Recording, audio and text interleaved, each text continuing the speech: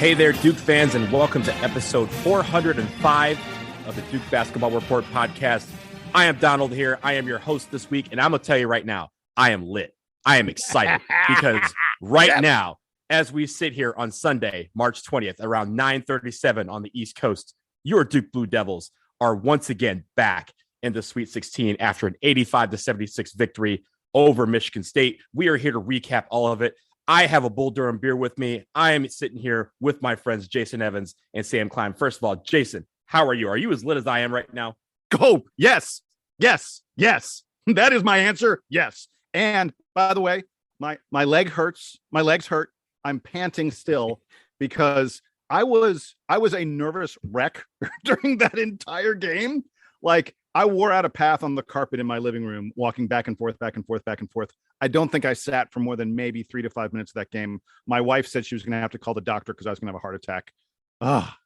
It was nice to get the win. It was nice. This is good, Jason. This is good because if we need a guy to go 35, 36 minutes later on, we know we can count on you. I'm in shape. We can count on you. I'm going to bring in Sam here. Sam Klein, how are you doing this evening? I will say that my overall energy level is not as great as the two of you. And it's not because I'm not super excited about Duke's victory this afternoon against Michigan State. It is because before Duke's victory against Michigan State, I attended the South Boston St. Patrick's Day parade. And so it's just been a weird sort of energy day. Like, I was really excited earlier, and then I got like kind of tired because I drank a couple beers, and then I came home and watched the game and then got my energy back. So really don't know what time it is sort of mentally. But I'm very excited to talk about this and to talk about the brackets in general, because this has been, like, you guys tell me if you think otherwise. To me, this has been one of the most fun NCAA tournaments in terms of, like, based on the games that we've already seen. Yeah. No one is like far and away the best team in this tournament. And I think going in, it was like, oh, you know, there are a handful of teams that you know are going to be dominant, that you know are going to just waltz their way into the Sweet 16. I don't think anyone has waltzed their way into the Sweet 16 yet. No, and that's the great thing about this. I think before the tournament, we all mentioned that there was a lot of good teams in this tournament, but no elite great teams that were leaps and bounds above everyone else. And that is playing true to form in some of the results that we're seeing here. Maybe Donald, maybe Arizona we're recording before the Arizona game tips off here. Yeah. Like, maybe Arizona. You're cursing them. They're definitely going to lose. Going to lose. Good. Maybe Arizona. I hope they do awesome tonight. But like, if Arizona doesn't look awesome tonight, the most impressive team so far in this tournament is Houston. St. Peter's, baby. St. Peter's. Yeah. St. Peter. Okay, so that brings up a good point. Just for those of you out there, for this episode, we are just talking about the Duke game. We will save all the talk about the Sweet 16, who we play. We do know at this moment that we will be playing Texas Tech. We will preview them on a later episode. We will also just go over the rest of the bracket, see how everyone's doing. Right now, doing pretty good in my bracket, but, you know, just gonna knock on wood there. But for now, we're just gonna focus on the Duke game. Again, as I mentioned, 85-76, the final score out of Greenville, South Carolina. The Duke Blue Devils advance. Jason mentioned on the last episode, the 6th meeting between Coach K and Tom Izzo. Finally, we get out of that. And Coach K meeting in the tournament. Sixth meeting in the tournament, yes. And overall, it was the 16th matchup between the two coaches. Again, one of the most, you know, a really good game from start to finish. If you're a neutral fan, of course, for us, you have people like Jason Evans, who was walking 18 miles during this game. So let's start with the headlines. And I'm going to tell you guys, we got a ton of headlines right after the final. The email box lit up. I mean, we got at least 10. We got at least 10 headlines. We cannot read them all, but I will first, you know, the honorable mentions, I'll shout out Jaron Strauss, Wes Harris, Lauren Giglio, and Jonathan Bowe. They sent ones. We really appreciate that you guys sent them. Sorry that they didn't make the final cut, but we're going to go through the other ones. First off, Tyler Patla, his headline: Spartans checked out of Roach Motel as Blue Devils extend K's final road trip. Tyler, I love it. Perfect. The Roach Motel is great. It's great. The Roach Motel is perfect. We have from Andrew Bloom: bombs away. Duke survives Sparty's best shot. Roach delivers one of his own. A little foreshadowing for maybe a player of the week nod at the end of it. We'll see. Jack Vedker, and I apologize if I'm mispronouncing your last name. Paul VI backcourt, and that's VI. Paul the sixth backcourt, Roach and Keels come up with huge shots late to keep Duke's VI sixth national championship hopes alive. Ends Sparty party. Jack, once again, that also was perfect. A lot of you are doing perfect tonight. We really appreciate it. And then I think the most simplest one, but also one that I thought was really cool, Tom Wildermuth, his headline, 1,200 equals 16. That game that we just witnessed was Coach K's 1,200th win as a head coach, his 99th win in the NCAA tournament. So, guys, we've heard from the rest of people out there. Hey, Donald, and playing off those numbers, that win was Coach K's 1,200th. Should Duke win their Sweet 16 game, it would be Coach K's 100th NCAA tournament win. We were just doing nothing but reaching incredible milestones, stuff that no one's ever done before for Coach K. And of course, we hope the numbers continue until we get to the number 6. And honestly, those numbers that we're mentioning, numbers that we may not see again by another coach. Yeah. It's going to take a long time before someone can equal some of these numbers that we're putting out here. So you want to think about 1,200 wins? You know what 1,200 wins is? There's simple math here, people. That's 40 years of winning 30 games per year. That's ridiculous. It's a lot of wins. Absurd. No one wins 30 games a year. It's just, consistently. It's crazy. I was talking to my dad yesterday about sort of what the Shire era is going to look like. And he was like, so how many games do you think Duke is going to win next year? And I sort of casually was like, well, Duke will probably win at least 20 games again next year. But then I remembered that, like, that's hard to do. Like, even if that's not enough. Team, 20 is not that. 25 is, to me, you hit 25, you got a good season. And that's just like what Coach K does, every year, save for last year, pretty much. Right. So okay, we mentioned a lot of the headlines, but I need to hear from you guys. So Sam, give me your headline from this game. I had a sweet coda to the K Izzo rivalry, and as a sub headline, I wrote, "Is AJ okay?" Because one of the not that it seems like it's bad, but man, one of the potential very scary things in this game was AJ Griffin going out and Duke really being down to a 5-man rotation in the final minutes. Yeah, and I will say, after the game, he looked okay. He was walking. He did not have a limp. But of course, the great thing is we have a few days of rest so that we can get his leg back to 100%. Jason, what was your headline? Nothing can kill a roach. Coach K, how sweet it is. That's my headline. I love it. And mine, nothing can kill a roach. It can survive a nuclear war. It can survive a Michigan State onslaught. Nothing can kill a roach. It's like Waffle House. It never closes, never goes down. Mine was playing onto that as well. Roach ensures K's final ride includes stop in San Francisco. San Francisco, the site of the Sweet 16. So guys, let's get into the good. Jason, I'm going to go to you. I'm not even going to prompt you because I already know what you're going to talk about. Give it to me. Jeremy Roach, my man. Let's go. 37 minutes played.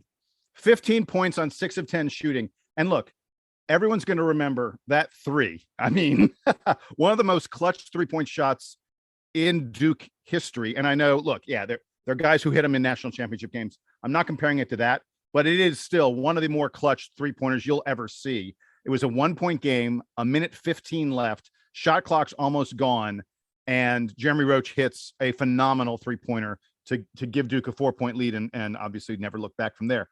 But I don't think what's incredible, Duke won this game. Jeremy Roach won this game for Duke with his ability to get to the rim in the half court. It was not that great 3-pointer that won this game, from Jeremy Roach. The thing he did to win this game was those incredibly difficult and dangerous forays into the lane that seemed to work almost every time. It was unbelievable. I said at one point I have a bunch of friends that I text with during the games. And I said at one point that when Jeremy gets into the lane, we get a positive outcome like 80 to 90% of the time. And that seems like hyperbole, but I think that's probably pretty close to accurate. And Jason, that wasn't the case. That wasn't the case a month ago, right? Like, no. This wasn't the case 2 weeks ago. This has come on for Jeremy Roach like very recently. So all of a sudden, Duke just has this additional offensive skill that was not present for most of the season. Yeah, I literally was just going to say, if you told me a couple weeks ago that Jeremy Roach is going to save Duke's season by being perhaps our best player in the NCAA tournament, I would have called you crazy. I would have said you were insane. And by the way, his defense has been game changing for Duke. Duke is switching less when big men come out to screen. They switch when the guards are just rotating around. Duke switches every screen in that kind of situation. And that's fine. That's no big deal. Guards covering guards. It doesn't matter whether it's Wendell Moore, Jeremy Roach, Trevor Keels. The problem for Duke comes in the pick and roll with the big men. And when Jeremy Roach is involved in a pick and roll with a big man specifically, Duke does not switch because Jeremy Roach fights over those screens. He's like a savant at that. I've never seen anybody who is as good at that as he is at fighting through those screens. And, it's difference making on defense. And the last thing I want to say about Jeremy Roach was Coach K had a couple comments about him in the post game that I think are worth repeating. He said that Jeremy Roach was willing the ball in the basket. He said on those drives, he's willing the ball in. And then Coach K said, those were some of the best drives I've seen as a Duke coach, especially in a pressure situation. Coach, 42 years. He's been coaching some of the best guards in history. And he said these were and they were absolutely phenomenal. And we needed them at a time in that second half when nothing else was working other than Jeremy Roach. So for Jeremy Roach, a couple of things I mentioned, the 3-pointer that you mentioned at late in the game, as soon as he released it, because of what had happened in the game and how he had played in that game, that was the first moment where I jumped up out of my seat before he released it. As soon as he caught the ball and I knew he was about to shoot it, I jumped out of my seat. I put my finger in the air and I said, that's good. That's 3. That's money. He said in the postgame he knew it was going in. You knew it was going in. Yeah. But Jason, he had a couple of drives that I thought were cool, but the best play of the game was that fake Euro step that he did in the lane. He faked like he was going to go up. He faked out everyone out. Everyone in the arena was confused by that move. Yeah, it was terrific. And again, Jason, you mentioned his defense, the way that he was able to just like get around guys and still stay in front of his man. Again, another thing that was not present 2 weeks ago. We were talking about how, on defenses, they were going after Jeremy Roach and switching him on the big man. He has figured out a way. He knows that guys are going to grab him. And again, as the smallest guy on the court, especially for our team, he has figured out a way to keep in front of guys and make it where they have to make a bad decision. And it may not be them throwing the ball away because Michigan State didn't really turn the ball over that much. It's just them making a bad decision. It may be the guy who is taking the shot is not the guy that they want, or it may be that they're getting a bad shot out of it. But Jeremy Roach, I cannot speak enough about how well he did in this game. And really just, as you said, willing the ball into the basket at times, doing things that he has not been doing previously. And he has really just grown over the last couple of weeks. That I'm super, super proud of. Sam, talk to me about Mark Williams, because Mark Williams was the absolute man as well in the post. Yeah, as much as Jeremy Roach was the guy on the perimeter for Duke today, we talked about how Michigan State brings size and depth to this game. I think highlighted by their big man, Marcus Bingham, who, like, I haven't checked all the draft boards or anything. I know that he's a senior, or at least he's experienced. I don't see why Marcus Bingham is not like a top tier prospect, because he was doing everything out there for Michigan State tonight. And Mark Williams was matching him, right? Bingham had 10 rebounds. Mark only had 8, but Mark Williams was blocking his shot. Mark Williams was frustrating him in the post. They had an incredible battle throughout this entire game. And Mark Williams was holding his own on defense against Bingham. Bingham was getting a few shots, but it's not like he was dominating Mark Williams in any way. And then on offense, Mark Williams was incredible at putting himself in the right position to get the cleanup flush dunks. He took a couple passes from Paulo Banchero on the interior. He was like in exactly the right place. And he had it was a total prayer shot, but he had one incredible step back jumper that we have not seen from the Mark Williams arsenal. So both on defense and on offense tonight, Mark Williams was incredible. I'll read you the stat line just to emphasize: 15 points on 9 shots from the floor, 8 total rebounds, including 2 offensive, 5 blocked shots. Let me repeat that: 5 blocked shots for Mark Williams. And just like we say every game, he was altering shots as much as he was blocking them. Michigan State really didn't get into, they scored 76 points tonight, but they didn't get into the rhythm I think that they wanted because Mark Williams was all over the floor on defense.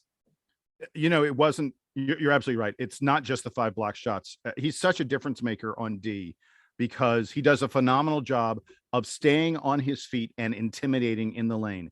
There were so many times that the Michigan State guards would have these forays into the lane that ended with them absolutely flummoxed about what to do because Mark was in there. He's not going for any of their fakes. And they're sitting there like, okay, I can't shoot it because this guy's going to swat it. And I guess I have to pass it back out and we need to reset. And suddenly the shot clock is dwindling now and our possession's becoming more and more desperate. Coach K in the postgame compared Mark to a hockey goalie, just protecting our net at all times. And I love that comparison. And I felt like Duke, more than anything else, won this game in the paint. I mean, we had to because they killed us from the 3-point line. We outscored Michigan State 44-28 in the paint. We out-rebounded them 35-31. And again, like we said, this is one of the biggest teams in all of Division I basketball, and we out-rebounded them. And Mark was, the single reason for that. And by the way, we have to shout out and mention, he hit an absurd fadeaway jumper from 15 feet with the shot clock expiring. Grant Hill, after that, said, I've never even seen him attempt a shot like that. And he's right. Mark Williams has never attempted it. He hasn't. And it's not like Grant Hill hasn't sat in on a few Duke practices in addition to watching most of. I assume he watches most of the Duke games. Yes. Oh, he has season tickets right behind the scorer's table. Like he's there every game. He's on the board of trustees. The man is there. So Mark Williams had everything in his arsenal working today. And one thing I wanted to mention about him, when you knew at the end of the game that Michigan State was going to be fouling, Duke ran an inbounds play where we specifically got the ball to Mark Williams. Like the team sort of said, okay, who do we want at the line? Who's going to take this clutch free throw for us? Mark, you're the man. And I'm of the belief, I think that Mark Williams and Wendell Moore are the two guys that I want on the line with the game on the line more than anybody else. Those are the two guys that I feel the most comfortable with. Yes.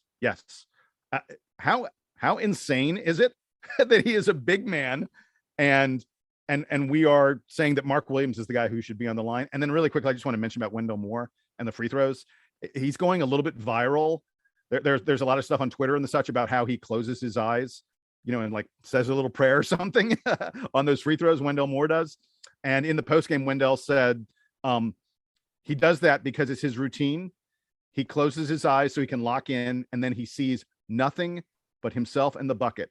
And he said, I feel like I'm the only one out there after I do that. And no matter how much noise there is going on, no matter what the situation is, I don't hear a thing. It's just me and the basket after I close my eyes, which I thought was a really great explanation.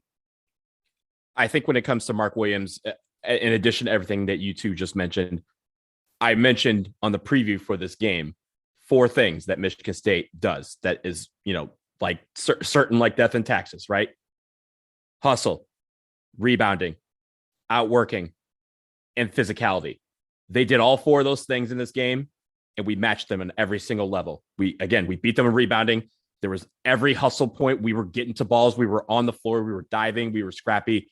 Physical. We matched them physically. And just hardworking at the end when we were down 5 and we were able, and for us, we've seen that story before where it's ended in a loss. These guys found a way to come back and win. They worked hard to get to that. And that leads me to the next point that I have. The pressure that these guys are facing we talk about the pressure of the NCAA tournament, but this is different. As we all know, every single game that we walk into, this one goes to 11. This one goes to 11 in terms of pressure. It goes to every single game does. And it's only going to go up from there because every single game we approach could be the final game for Coach K. And I know these players understand that. Everyone understands. If you watch college basketball, you understand that. But I think the issue with it is that sometimes people buckle under normal pressure. This pressure, as you mentioned, is ratcheted up a notch. And these guys answered that bell. That last bell, again, when we were down 5 with a couple minutes left in the game, those guys answered the bell and they came out swinging and they fought hard to get that victory. So, Jason, I've talked about the pressure part of things. I want you to talk about the clutch part of things because I think these guys were clutch on a level that we haven't seen so far this season. The final 5 minutes for Duke was absurd at both ends of the floor. Duke finished this game on a 20-6 run that was unbelievable efficiency and smarts on offense, and perhaps some of the best defense we've played all year. Guys, in the final 5 minutes, Duke had 10 possessions. Do you know what percentage of possessions we scored on in the final 5 minutes of those 10? How about 100%? 10 for 10. I was going to say all of them. Not bad. Every single time Duke got the ball, they came away with points. Well, there was one time we came with 1 point because it was one free throw, but regardless, Points are points. Points are points. Especially late in the game when that one free throw that Mark Williams made down the stretch. 1 point is 1 point because, again, it changes the level of what everything Michigan changes State the had to do to get back in the game. Yeah. Yeah. So Duke scored points on 10 out of 10 possessions in the final 5 minutes. Michigan State, they scored on 2 out of 9 possessions in the final 10 minutes. I mean, the final 5 minutes. Again, it's just phenomenal. And I love that we didn't panic. I love that when we needed clutch plays on both ends of the floor, there were multiple guys making those plays. It feels like these guys are getting older, that they're maturing, that they're coming into their own at the right kind of moment. It's exciting. It's just a lot of fun. I just loved how they played down the stretch. The pressure part, the clutch part, the execution. I mean, at the end of the first half, we had a great execution play that led to 2 points, and it took us into the half up 4. And we also had a couple of guys just step up when we needed it. You talked about Jeremy Roach. You talked about Wendell Moore. You talked about Mark Williams. We'll get to Paulo Banchero in a second, but Sam, I want to go to you because one guy has not had a good couple of weeks, but I thought he recovered quite well, and that man is Trevor Keels. Yeah, we talked after the Fullerton game about how Keels seemed a little out of sorts, given that he was sent not to the bench, but sent out of the starting lineup. He was still getting significant minutes. Of course, in this game with AJ Griffin going out with the injury, Keels was in the crunch time rotation, and there was nobody subbing out. Like Theo John wasn't even coming in for Mark Williams as he had earlier in the game when Mark had a couple early fouls.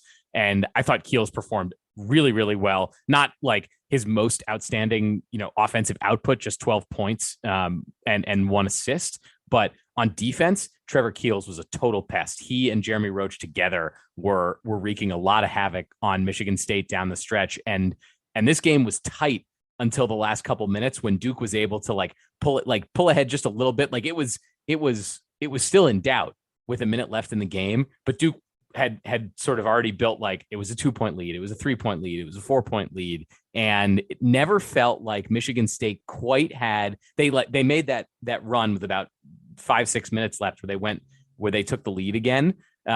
Duke clawed back. They scored on every possession, and Keels in particular was acting like a really, really great pest on defense, not letting Michigan State sort of establish the offense that they had run so well earlier in the game. And he was a key to that victory. I'm really glad to see that because, again, assuming that AJ Griffin is healthy for Duke's next game against Texas Tech, it is like full steam ahead for this team. Hopefully it means that they are about to start peaking.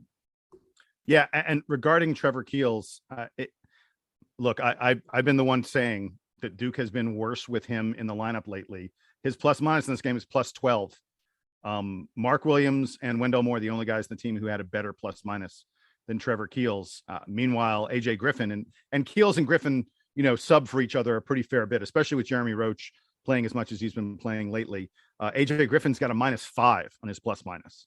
So there's little question that Duke was better with Trevor Keels than they were with AJ Griffin for much of this game. And I'm going to be very honest. There was a long stretch of the first 25, maybe 30 minutes of this game where Trevor Keels was not very good. he had some poor decision making on offense, I thought, and had a couple plays on defense that weren't quite up to what we expect of him. I mentioned I've got this text chain thing that I have with a bunch of Duke friends. The number of, oh my God, Keels is awful, what is Keels doing kind of messages. There were a lot of them. There were a lot of them early in this game. But then for him to have the intestinal fortitude to, 3.5 minutes left in the game and Michigan State's up 3 and he nailed a 3-pointer that frankly, if he misses it, I think there's a pretty good case that Duke loses this game.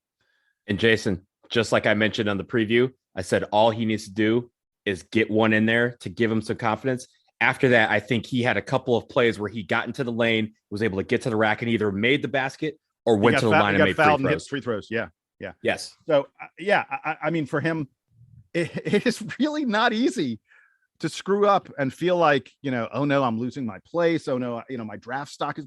Think about the pressure on these guys, and for Trevor Keels, in the face of that kind of pressure, he's no longer a starter. He's struggling on both ends of the floor. The team's down 3 and the ball comes to him and he nailed that 3-pointer. Yeah. I mean, there's no word for it other than he and Jeremy Roach have huge balls. I can't say it. That's just reality. Those two guys, they're walking around with their heads in the air, held high, and they're strutting because they had monster cojones in this game. Jason, in our chat, and for those of you out there, we as you guys know, we have a chat that we usually talk to each other during the game when we're talking to everyone else that we all know about the games. Jason asked us, "What's the emoji for big balls of steel?" And I just put a roach emoji because that's what that was. That perfect, man stepped up, big deal. But also Trevor Keels did as well. I do want to end the good by saying Paulo Banchero, I thought, had a great game again as well. I thought he was just as efficient again, just as aggressive on offense as he was in the first game against Cal State Fullerton. Was able to take guys to the rack. He got a couple of and ones. They had a couple of, I think he had maybe 1 3-pointer. Check me on that. But no, he had 2 3-pointers. He had 2, and he had 2 back to back. He took over. There was a stretch in the first half and also early in the second half where Paulo took over, had some really nifty passes too. He had one pass to Mark Williams that was absurd. If I was an NBA GM, I would. Those are moments I'd be like, okay, yeah, I'm salivating. I'm taking this. I don't care where my pick is. I'm taking this guy. Yeah, I mean, 19 points, 7 rebounds, 4 assists, a block. Like, the guy was all over the page, and he was all over the floor. He was doing anything and everything. And again, Jason, you mentioned there was a couple of times where he took over, and there was a couple of times where he kind of deferred and let other guys take over. So I really liked what I saw from this team. Just the hustle, the pressure built around them. They were able to manifest that into victory. And again, 1,200 victories for Coach K, his 99th in the NCAA tournament. And we have yet another Sweet 16 in our midst. We're going to take a break right here. When we get back, we do have to talk about the things we need to improve on, and we will get to our Player of the Week nods. Stick around. More on this game after this.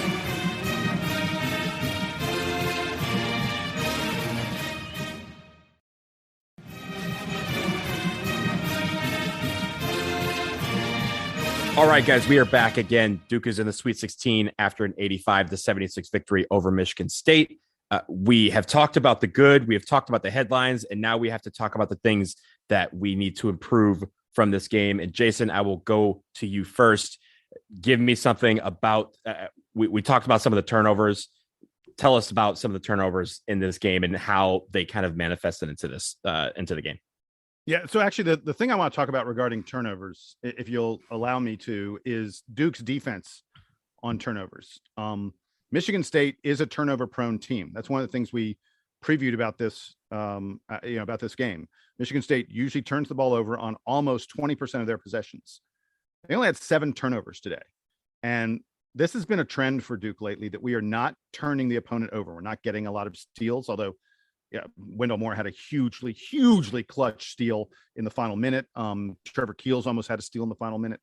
So those were great. But for the most part in this game, Duke did not turn Michigan State over very much at all. And our defense was really bad at the 3-point line. Michigan State incredibly hot in the first half, 70%. I mean, that's just a ridiculous number. They hit 70% of the threes. In the second half, they hit 33%, which is a more normal number, but it means over the course of the game, they were 50% from 3. And some of them were tough, but there were a lot of them, they just worked the ball around and got a guy open for a 3-pointer. Duke has to figure that part out. We have to figure out how to stop teams from getting open threes, because thanks to Mark Williams, the long arm of the Mark Williams law, thanks to Mark Williams in the paint, teams don't score in the paint that much on us. If we can crack down on the 3-point line, then teams are really going to struggle to score against Duke. And it's been constant lately. Literally since the Carolina game, opponents have been hitting threes and not turning the ball over against Duke consistently every single game. and the quality of opponents keeps on stepping up. Duke needs to find a way to cut down that, or we're just not going to keep on playing. Yeah, I think when it comes to the 3-point defense, I feel like you said, they worked the ball around. They were able to get shots. I wasn't necessarily concerned about it, except for the fact that they got hot, especially late in the first half and like early into the second half. They got super hot from 3-pointer, and it felt like we were trading threes and we knew we had to get out of that momentum. I think when it comes to the turnovers that we had, or just missed shots that we had, there was a few times where we did not get back on defense, and they were able to get out, especially Brown was able to get out very quickly and get a quick bucket at the other end. We clearly do not want that to happen because later on in the tournament, those 2 points, here or there, those hustle, moments can mean the difference between winning and losing. And we just need to curtail that, I think, when it comes to just focusing on getting back on defense and keeping guys in front of you. When we did that late in the game, Michigan State didn't have an answer for that. But if they're able to get out, we don't want to give an opponent easy points. Sam, anything from you? Yeah, we talked in the preview about how Michigan State is good at finding their 3-point shot and how that has been a struggle for Duke. So in a way, this is sort of like Duke got lucky that they got away with this game, given that it was one of Duke's weaknesses going up against one of Michigan State's strengths. And hopefully it's an opportunity for the team to regroup. They now have a few days off. It's Sunday now. Their next game is on Thursday. They do have to fly out west, but they have a couple days to kind of watch the tape, reinstall the defense, and hopefully cut down on the opponent 3-pointers as they prepare for Texas Tech. Yeah, totally agree with that. Another thing that I thought was worth highlighting, I mentioned it early on, was AJ Griffin. AJ Griffin, he had 7 points, as Jason mentioned. His plus minus was one of the worst on the team, but it felt like he was kind of out of sorts, especially from 3, and it's been that way for a little bit. And as I mentioned on the last show, when he's not making threes, it feels like he's not a focal point of the offense, because part of his being a focal point was him making those threes. And he did it with such great success during the regular season that it feels like we're in a trouble spot with him when it comes to the postseason, because he's not making them at the same type of clip. But I will say the injury also, I just hope that everything is okay with him. We go back to October when I was at the fabled practice where he injured his right knee and everyone feared the worst because of his injury history. And everyone there was talking about how, sensitive a kid he is to injury, and feeling like any injury, whether, minor or what, feels like it's the end of the line. And I just hope mentally he's able to say, hey, I'm okay. It looked like he was in good spirits. He was walking, as I mentioned, he was not walking with a limp at the end of the game, which is always great. And it feels like he has, his knee or his ankle will be okay. I just want to make sure that mentally that he's puts that behind him and says, hey, I can take a hit and get back up and keep going. I think that's the idea with him. But Jason, I want to go back to you, because I know you have another thing related to Paulo Banchero. As great a game as he had, there's obviously some room for improvement there. Yeah. So here's my thing about Paulo Banchero, and I hate to mention it in the bad, but this is something that was bad. There was a stretch of the second half, especially where Michigan State was taking the lead, where they came from behind and took the lead on Duke, and things started to look bleak, where frankly Duke wasn't getting the ball to Paulo Banchero. We've seen this happen before. Remember the game against Florida State? Paulo didn't take a shot, like barely got a touch for like 19 minutes of the second half.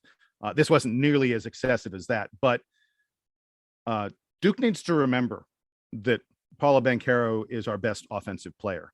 We need to never forget that. And we need to always sort of go, wait, have we worked the ball to Paulo lately? He needs touches. And what he really needs is touches more in the post. When Paulo got the ball in the post, he was unstoppable this game. I mean, I can't, maybe, if I have the time, I'll go back and I'll rewatch the entire game on tape and try and track his possessions where he gets the ball in the lane. But man, it sure felt like anytime he got in there, he's able to put a variety of moves, spins, and things like that on people, fakes and the such. And he's so strong and so physical that he just finished every single time. Compare that to his possessions where he gets the ball on the perimeter. From an efficiency standpoint, you can't even compare them. I'm not saying he's bad on the perimeter. I'm not saying I want him to not get the ball on the perimeter, but I don't know. Duke just needs to. They need to remind Paulo, hey, you know what? Maybe on this possession, go down there on the block. Go down there and let's see if we can get you the ball there instead of getting you the ball outside the 3-point line. Again, I don't want him to get rid of it forever. But we need to remember where our bread is buttered on offense. And I think it's with Paulo getting the ball a little closer to the lane as opposed to being more on the perimeter. It's interesting, Jason, because we've talked about that dynamic quite a bit over the last month or so. The fact where it feels like Paulo feels like his game doesn't suit himself to be always in the post, to being aggressive there.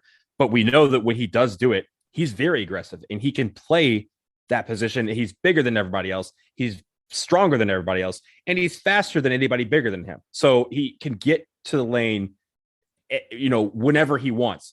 And on the perimeter, it seems like no matter what he does, if he's not going to go to the hole, he's settling for a long two, which, as you know, is very, very inefficient. Even if he makes a couple of them, it still is something where if he just takes another dribble, he's in a position where we know he's hitting 75, 80% of his shots. Sam, what did you see from It's Paulo frustrating to me that Paulo still takes these shots because like there were multiple times this game where he got the ball at the top of the key and kind of like failed to look around a little bit. I've talked so much recently about the court vision. This is not just a Paulo problem. And it's a ball stopper too. Like the movement stops immediately for the team when he gets there. Right. And it's not just him, right? We've noted that Trevor Keels has this problem. Jeremy Roach can have this problem sometimes. AJ Griffin's bad about it too. But the problem is that Paulo gets the ball a lot. So the offense runs through him. He's often, if he's not at the top of the key, he's near the free throw line. He's not buried in the corner. So the ball is going through him no matter where the direction, the flow of the offense is. So I'd really like to see that get cleaned up. I just don't. It's pretty damn late in the year for this. Yeah, exactly. It's possible that Coach K is like, you know what, Paulo is this guy, and this is sort of part of his like direction in the NBA. So we kind of have to go with it. He might also realize that, like, look, Duke has one of the most efficient offenses in the country. I feel like I do not reflect Duke's offensive efficiency in the way that I talk about the offense, because I'm always talking about how, like, man, I wish there was better passing. When we've seen some better passing in the last two games, but man, I wish there was better passing. Man, I wish there was better shot selection. And yet, as of right now, all the results from tonight are not in yet in KenPom, but Duke has the fourth most efficient offense in the country right now. So in a way, it's sort of like, in spite of that. Yeah, exactly. It's like, how much can you really complain about the fact that Paulo takes awful 18-footers, because Duke makes enough shots and Duke gets to the line and does all these things correctly. So I guess it's working. Yeah, really. I mean, those shots are NBA shots. That's him, it's not necessarily him showcasing himself to NBA people, but those are definite NBA shots. And I think when it comes to Paulo, we're going to see some of that, because that's part of his game. He's preparing for the next level. We're going to see some of that in his game, and he feels that he has the confidence to make some of those shots. And sometimes he does. It's just that lately he hasn't, and I think that's the most frustrating thing about it. I will note just really briefly, it's 10-16 on the East Coast as we record. The Miami Hurricanes are in the Sweet 16. God bless you. ACC, Go Canes. ACC. Go Duke. ACC is 3 ACC ACC teams very much going to the Sweet 16. Yo, hey, maybe the ACC didn't suck this year, huh? No, Jason, the ACC did suck, and past performance is not an indicator of future results. Check with your financial planner before you make any investments. I will say, as I mentioned yesterday, there was a lot of people who said that Tennessee should have gotten a 2 seed and Duke should have been a 3. And I have not heard those people today. So I'm just going to leave it there. Awful quiet. Really quiet. Really man, quiet. The SEC did not show up in the way that we expected them to. Arkansas is in the Sweet 16. They're playing Gonzaga in our bracket, but Auburn gone, Tennessee gone, Kentucky gone, Alabama gone. Man, just a bloodbath for the SEC. Big Ten also did not have a good tournament. No. Hey, I told you that was going to happen too. The Big Ten has Michigan though. The Big Ten has Michigan. I know Donald is crushing it in this tournament. But the Big Ten has only one team in Michigan who is an 11 seed. They're in the Sweet 16, and they have one more potential team. So the ACC is going to beat the Big Ten and the SEC in Sweet 16 appearances. Suck it. maybe watch more games this time. I do want to end with the player of the week, and I think there's a lot. Wait. Go ahead. Yeah, I got to think about the refs. I got to talk about the refs. Oh, you want to talk about the refs? I want to talk about the refs very quickly. In the bad. Go ahead. Go ahead. I could really. The truth is, I could probably save this for when we do our whole thing on the whole tournament, because this is mostly about the rest of the tournament. Maybe I should save it for there. I don't know. I'll just mention it now really quickly. Maybe we'll get back to it. But mention this game. Just keep it within the Duke world. Okay. All right. So in the Duke world, man, the refs were really bad early in this game. They were really like. Paulo Banchero had a shot that was a clear goal, like just a ridiculous goaltend in the first minute or so that they didn't call. And Mark Williams got fouled on a dunk attempt like 2 or 3 times on the same attempt, and they didn't call. There were just a lot. And it was goaltending on that same one. They called the block. Instead of calling it a block, it should have been a foul, a goaltend, and an and one. There were. I felt like I sent a text. I keep on talking about my text. Anyway. I sent a text to all my friends before the game, and I was like, wow, we've just seen some terrible, terrible officiating in this tournament. I really hope that Duke doesn't end up being one of these teams that feels like the officials took us out of the tournament. And literally inside of, I sent that text like a minute before tip-off, and inside of 5 minutes, I had 3 different friends replying to me saying, oh my God, Jason, were you looking in the future? Because the first 5 minutes of the game, like the refs made like 3 terrible calls against Duke. I want to be clear. I think anytime you blame the refs for a loss, it's probably bad form. If you're really good enough, you should win it without the referees. That's the bottom line. That's the truth. But I think we should have an expectation. Certainly, if not in the first round of the NCAA tournament, in the second round, now that we're weeding out those horrible first round refs, now we're on to the second round refs, there should be some expectation that they be, I don't know, a little bit competent. And frankly, there's a lot of incompetent officiating going on, at least from what I've watched. And I've watched a ton of games this year. Jason, you were absolutely right when you say that when you lose, blaming the refs for it is poor form. It may be true, but it's poor form. But we didn't lose. So what you said is absolutely correct. I will also note, for fairness' sake, that after that first few minutes where Duke got a bunch of calls against them, there were a few instances where Duke definitely committed fouls on Michigan State that were not called. So there was some wait, hold on. This is a Michigan State game. This is a Michigan State game. And I'm not saying that they do this illegally or that there's anything wrong with it, but Tom Izzo preaches, go out there, hit them hard. The refs won't call it every time. I mean, that's the way Michigan State has played defense for a long time. And it's fine. That's their style. That's the way they want to play defense. But Michigan State's, they hold, just like Virginia. Virginia does the same thing. They hold a lot. They bang on you a lot. And their attitude is the refs may call 50% of these, but they ain't calling all of them. And that's just the way Michigan State plays. If Duke played that way back at them a little bit, it ain't nothing. But yeah, it still doesn't matter. The refs were terrible. They were terrible. And if they were terrible to Duke's benefit, I'd be saying they were terrible too. And they were terrible both ways. There's a lot they can improve on. Let's just leave it at that. I think the refs did not cost us the game, and we're very, very lucky for that. But again, I credit the moxie. I credit the testicular fortitude, as Jason put it so eloquently, of this Duke team to get us over the hump and overcome those odds to get to the Sweet 16. Guys, we will now end with the player of the week. I think there's a lot of guys who have earned a nod. So let's see. We kind of discussed it, but we went a few ways. Jason, who is your player of the week? Mark Williams had 5 block shots in the first game. Mark Williams had 5 block shots in the second game.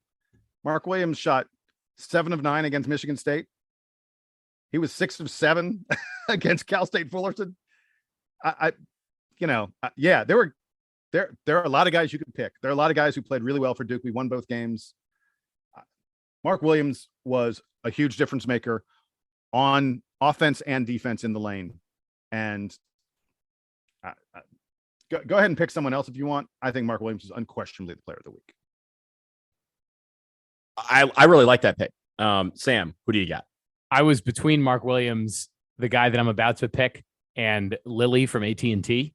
Just because I feel like if it's not Charles Barkley and Sam Jackson on my TV during this weekend, it's Lily from AT&T. But I'm gonna go with Jeremy Roach because of the just enormous way that he stepped up at the end of the game today against Michigan State. Duke does not beat Michigan State without Jeremy Roach's contributions. AJ Griffin goes out and is not able to bring his normal offensive firepower. Jeremy Roach hits a couple of huge baskets, makes a couple of huge assists, and is a pest to Michigan State in those last couple minutes to force the win.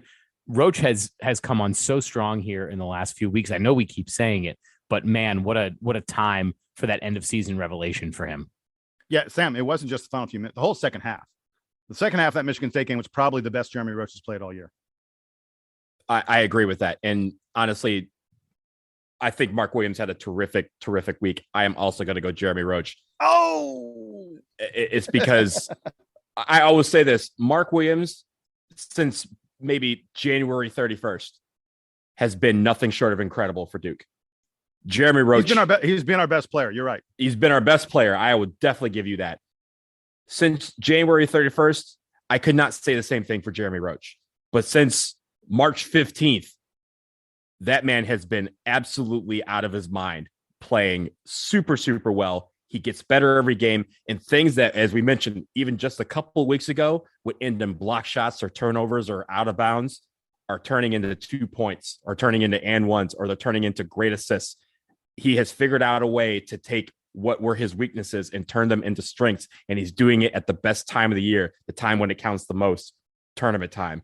And for that, I'm going to give him my play of the week. But that is no slight to Mark Williams, because I think Mark Williams had a fantastic week, just as he has been. I'm just almost giving him the Paulo Banchero credit that we were giving him early in the early year. We're like, oh, Paulo is always going to be great, so we're going to give it to someone else.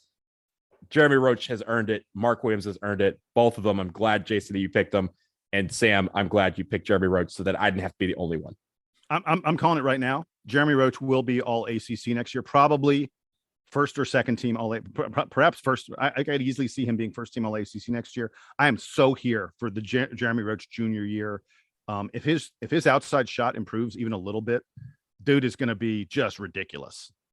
I was wondering, on a completely different topic, I was wondering earlier in the show who was going to stand out in this tournament, and I mentioned that Arizona might have the ability to stand out.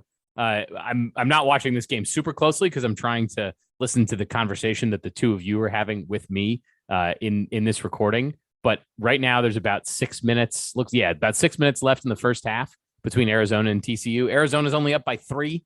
So let's say that Arizona is not looking dominant, even if they may end up winning this game. So it feels like this tournament field is about as wide open as it's ever been. And I hate to say it, but like UNC has been one of the most impressive teams this weekend. So it really does feel, as we're headed into the Sweet 16, like basically anybody could be great going into the Final Four.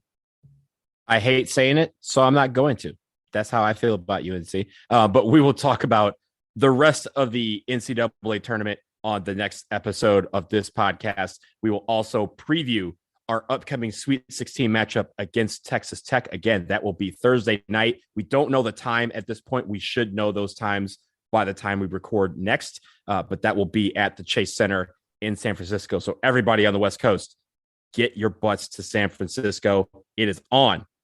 Yeah, Donald, I believe that the time should come out late tonight. So correct. Duke fan, like I think by the time folks are listening to this, you can look up the schedule and know, so that when we do preview it in a couple of days, we'll have all the exact times ready for you. And let's just get the gripes out of the way early, that whatever time Duke gets on Thursday is going to be late, even if it's like the early game of the two West Coast games, because Gonzaga is going to be in the late game. And if Duke does manage to get to the game on Saturday, it'll probably also be late, although it's Saturday. So no complaining about late games on Saturday, but yeah, late game probably on Thursday night. Yeah, but you know what? We're here for this. These are minor problems that we love to have when it comes to March. This is why we do what we do. So this is episode 405 of the Duke Basketball Report podcast. For Jason, for Sam, I am Donald. Thank you all so much for tuning in. Duke is sweet once again. We already knew it, and now it's official. Let's go on to San Francisco. Duke band, carry us there. Take us home.